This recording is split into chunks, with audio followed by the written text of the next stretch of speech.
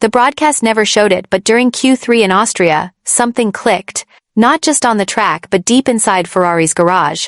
While the cameras fixated on the usual front-row drama, a quieter, far more symbolic shift was unfolding between Lewis Hamilton and one man, his race engineer Riccardo Adami. Right after Hamilton crossed the line for P4, beating the Red Bulls, and nearly matching Leclerc's radio stayed oddly calm. No hype, no team celebration, just a short, focused exchange with Adami, precise, efficient, almost coded. No mention of podiums, no false excitement, just the voice of a driver and an engineer who had finally understood each other. And that's what the cameras missed. This wasn't just a good qualifying, this was the first proof that Hamilton and Adami had clicked. And that changes everything inside Ferrari. Because behind every title fight, behind every championship dynasty, there's always one pair. A driver and his engineer. What happened in Austria wasn't just about setup, it was about trust. And it started with his silence. But who is Adami? And why does Hamilton seem to trust him more than Ferrari's own leadership? That's where the real story begins.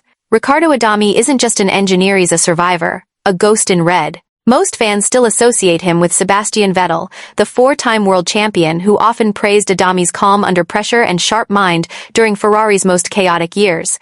But Adami didn't just survive that array, he learned, he adapted.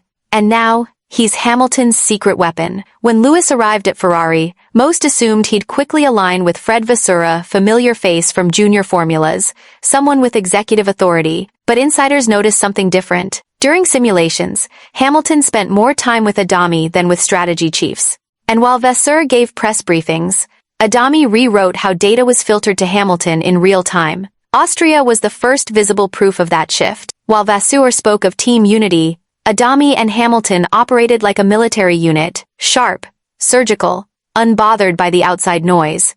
Every call in Q3 was timed to perfection. No traffic, no panic, just control. This wasn't Hamilton adapting to Ferrari. This was Hamilton reshaping Ferrari through Adami. And that raises a deeper question. Is Adami still following orders? Or writing them? Charles Leclerc started on the front row, Hamilton just behind. But while most saw two Ferrari drivers chasing the same goal, the data told a very different story, one that hinted at internal separation, both in setup and strategic alignment. Leclerc's side of the garage ran a conservative config, low risk, familiar, stable, just enough to secure a result. Hamilton's side?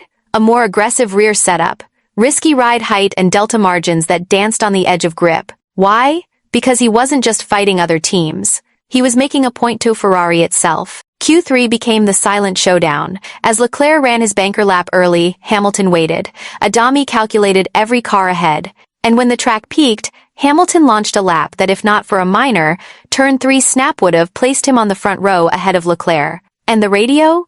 After Leclerc got congratulations from the team, Hamilton got only Adami. Precision, not celebration. That silence from the pit wall? It wasn't accidental. It was political. There's a power shift happening inside Ferrari, and Austria was the first time it bled onto the track. In Formula One, silence is never empty. It's a signal, a message carefully placed where words would be too dangerous. And in Austria, Ferrari's silence after Hamilton's P4 spoke louder than any celebration. No team-wide, great job, no public praise from Fred Vasseur, only Adami's calm debrief, followed by an internal radio blackout. Why? Because this wasn't a weekend of unity, it was a weekend of factions. Insiders confirmed Hamilton's garage operated semi-independently throughout qualifying. While the core team focused on Leclerc, Adami crafted a custom rhythm with Hamilton, from tire prep to delta planning. Vasseur was briefed, but distant. Not once did he enter Hamilton's side during Q2 or Q3. That's not procedure, that's message. And when Hamilton mentioned in post-qualifying interviews that it was the best operational session Ferrari's had, he didn't thank leadership.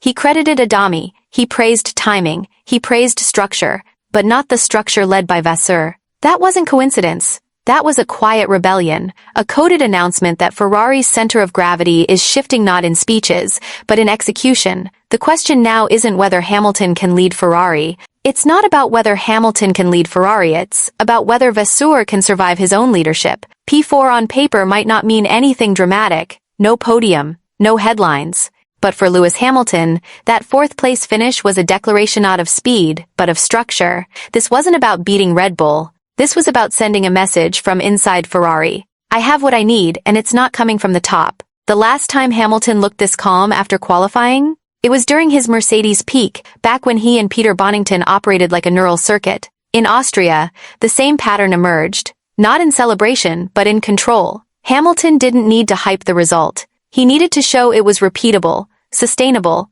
strategically sound. He called the session world-class but aimed the compliments squarely at how it was run, not who was running Ferrari. There was no praise for development pace, no flattery toward leadership, only cold respect for operational execution. That's how a new hierarchy speaks, not with fireworks, but with precision. P4 wasn't just a position, it was a proof of concept, that when Ferrari runs through Adami, Hamilton delivers.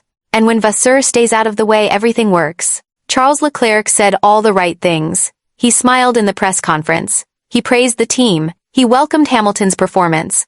But the way he looked at the timing screens during Q3 told a different story. Leclerc has been the emotional core of Ferrari for years, the golden hope, the loyal soldier through chaos. But in Austria, for the first time, he wasn't the only strategist on track. He wasn't the only one shaping Ferrari's direction. Hamilton's lapfist, aggressive, just one corner away from the front row, rewrote the balance. Insiders noted that Leclerc requested a reanalysis of both cars' data post-qualifying. Not for performance review, but to understand how Hamilton got so close with the newer setup and less time in the car. That's not curiosity, that's concern. And when asked if Hamilton's progress pushes him, Leclerc hesitated a brief moment of silence before answering. Because the truth is clear, Ferrari isn't just Leclerc's team anymore. And in Austria, that reality started to sink in. In Formula One, shifts like this don't happen through press releases. They happen through lap times. And in Austria, Hamilton sent a psychological warning not by beating Leclerc, but by nearly doing it on his terms. Every weekend, the media asks the same question: when will Hamilton get his first Ferrari podium? But if you listened closely in Austria, his answer changed. He stopped chasing the podium. He stopped making promises. He went silent and chose action over words. That's classic Hamilton. It's what he did in 2013 when critics questioned his move to Mercedes.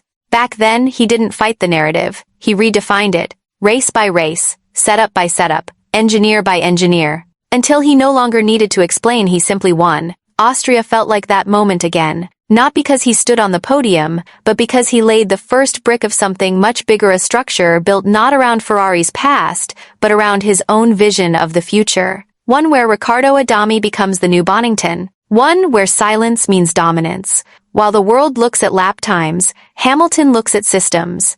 And in Austria, he began shaping one that works not for politics, not for PR, but for results. Quietly, methodically, with a team behind him that doesn't wear titles but delivers truth. This wasn't about finishing fourth. This was about proving he's no longer a guest at Ferrari, he's becoming its architect. Austria wasn't a breakthrough in lap time, it was a shift in control. The engineer who once guided Vettel, now synced with Hamilton. The driver once isolated inside Ferrari, now commanding his own micro-empire.